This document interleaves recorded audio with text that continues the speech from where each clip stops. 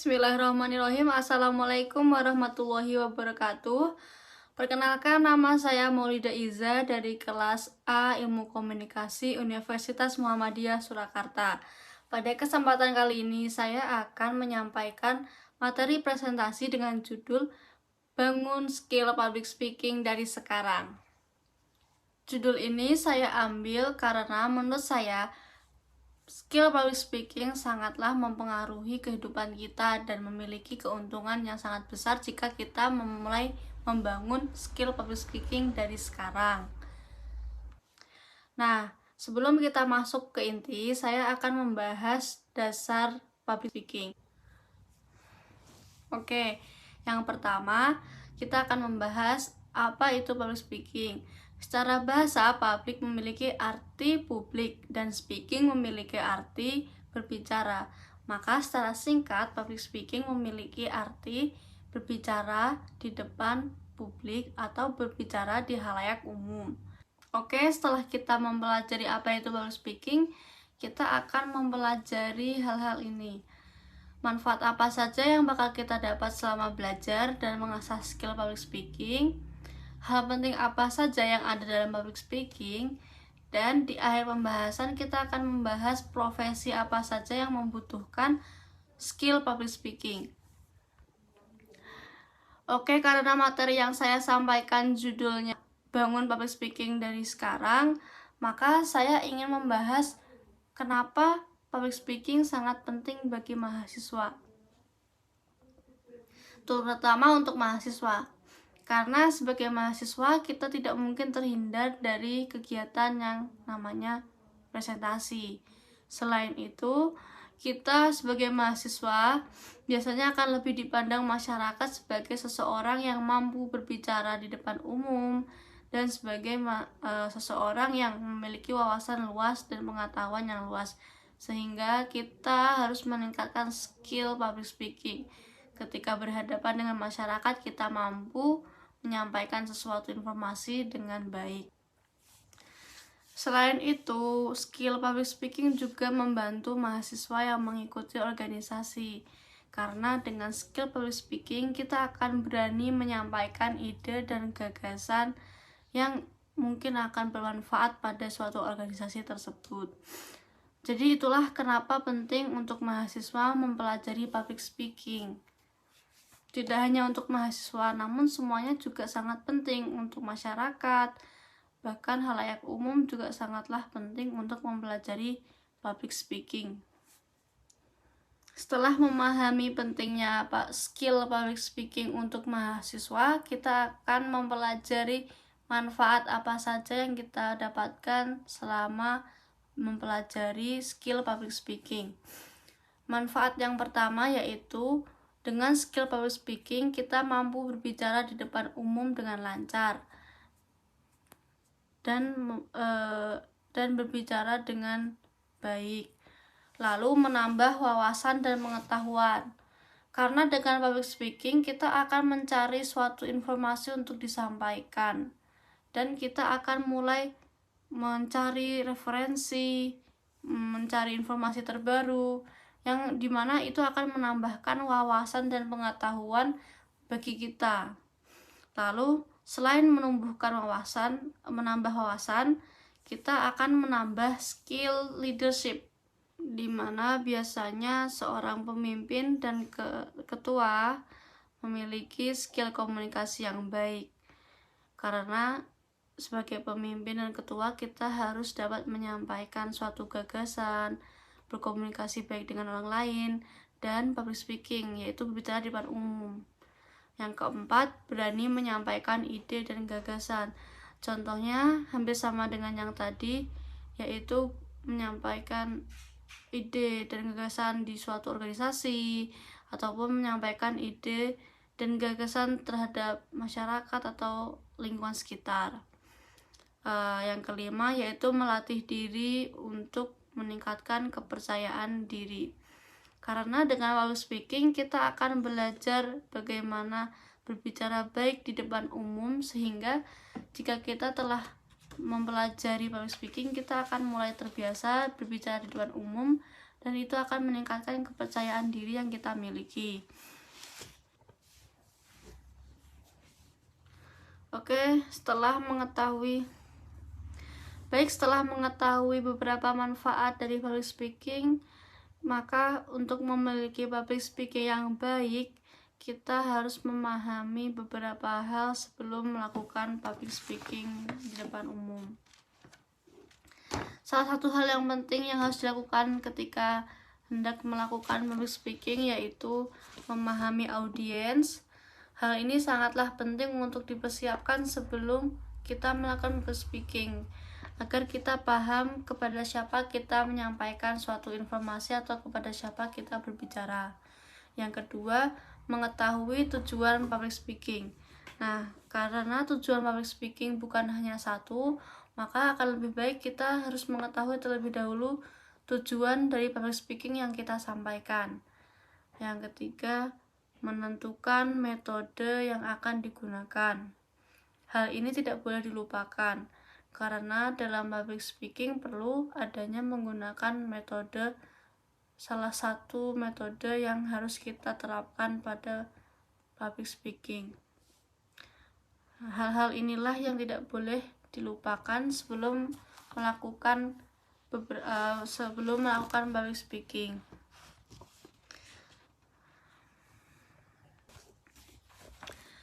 Baik, setelah kita memahami beberapa manfaat dari public speaking dan juga memahami beberapa hal penting sebelum melakukan public speaking, kita akan lanjut ke pembahasan yang lebih detail mengenai public speaking, yaitu tujuan public speaking. Seperti yang kita ketahui, semua hal yang akan kita lakukan pastinya memiliki tujuan. Maka public speaking sendiri memiliki tujuan, yaitu 4 tujuan, yaitu to inform atau memberi informasi. Seperti yang saya lakukan saat ini, yaitu memberikan informasi. Yang saya lakukan sekarang memberikan informasi mengenai public speaking. Nah, biasanya pidato memberi informasi ini dilakukan oleh seseorang yang ingin menyampaikan suatu gagasan ataupun suatu ide baru yang belum diketahui oleh masyarakat, ataupun hanya sekedar untuk mengingatkan. Yang kedua yaitu untuk membujuk audiens. Tujuan ini biasanya terjadi ketika seorang pembicara atau public speakernya ingin menyampaikan sesuatu yang membuat audiens itu untuk melakukan sesuatu. Hal ini biasanya untuk mempengaruhi audiens. Tujuan public speaking yang nomor 3 yaitu to entertain atau untuk menghibur. Selain untuk menyampaikan informasi dan membujuk audiens, public speaking juga dapat menjadi sarana untuk menghibur. Biasanya dilakukan seorang komedian melakukan komedi untuk menghibur audiensnya. Yang keempat yaitu untuk memperingati seseorang atau untuk mengisi suatu kesempatan atau mengisi ketika ada event tertentu. Contohnya ketika ada sesuatu acara, biasanya seorang ketua panitia ataupun seseorang yang berpengaruh akan memberikan pidato pembukaan ataupun pidato untuk mengisi acara tersebut. Sedangkan untuk memperingati seseorang itu maksudnya tujuan untuk memperingati seseorang atau tokoh tertentu. Bisa jadi dilakukan untuk memperingati Presiden Indonesia yang pertama, kedua, seperti itu contohnya.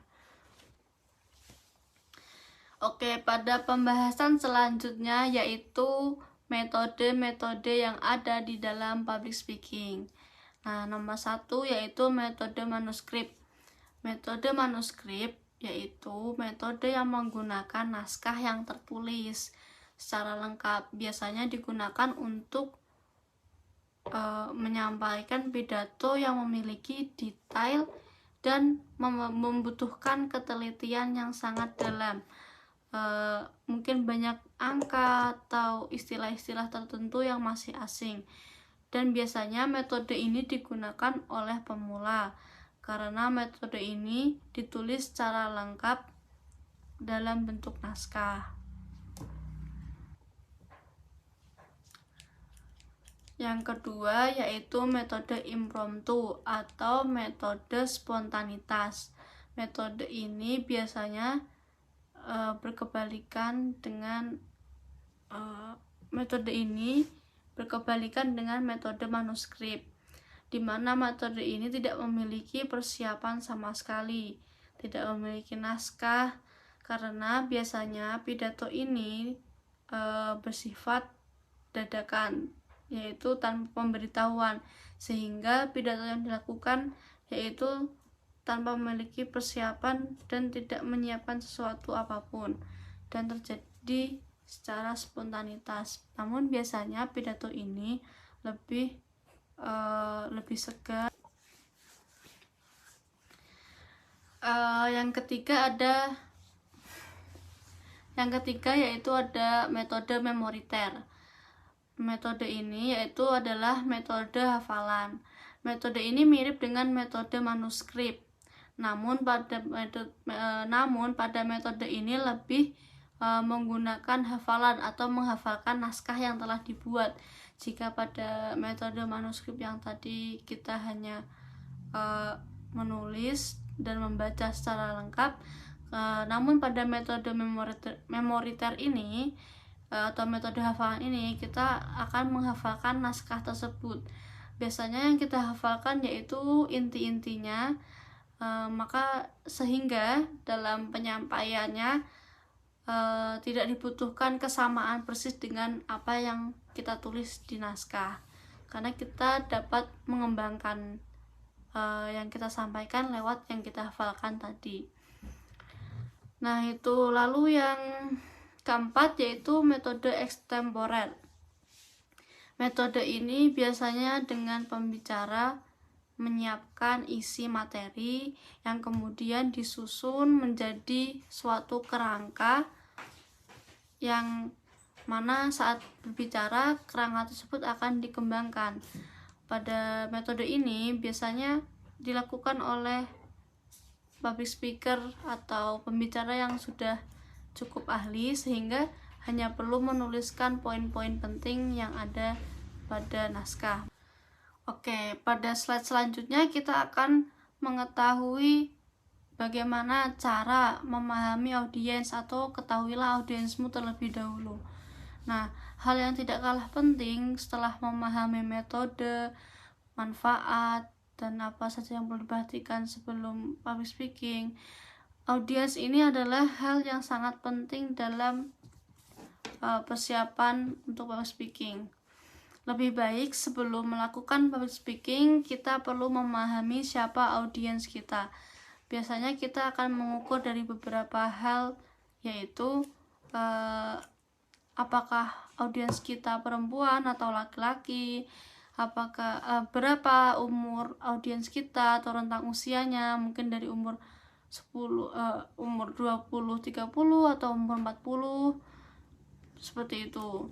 Lalu pekerjaan atau profesi audiens, mungkin kan kita bisa berbicara di depan umum, maksudnya berbicara di depan audiens yang berprofesi dokter, maka kita harus menyesuaikan. Atau kita berbicara kepada audiens yang memiliki profesi sebagai guru, ataupun yang memiliki profesi sebagai pedagang. Nah, setelah itu kita akan mempelajari, kita akan mengukur dari jumlah audiens. Selain itu, kita juga harus memahami atau mengetahui latar belakang audiens seperti agama, apakah audiens kita itu merupakan suatu kelompok, ataupun tingkat ekonomi audiens kita, sehingga kita dapat menyusun strategi dan mempersiapkan public speaking yang sesuai dengan audiens kita, sehingga tidak ada namanya kesalahpahaman ataupun kata-kata yang mungkin akan menyinggung audiens kita saat kita menyampaikan materi public speaking. Oke, setelah kita mempelajari manfaat public speaking, mempelajari bagaimana cara mengenal audiens kita, tujuan public speaking, dan metode public speaking, kita akan membahas profesi apa saja yang membutuhkan skill public speaking. Oke, sebenarnya pada hampir setiap pekerjaan membutuhkan skill public speaking. Karena skill public speaking juga sangat berpengaruh pada cara seseorang berkomunikasi.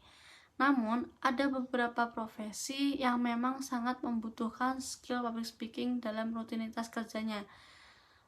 Seperti contohnya, profesi yang berkaitan dengan komunikasi atau di bidang media, itu biasanya sangat membutuhkan skill public speaking.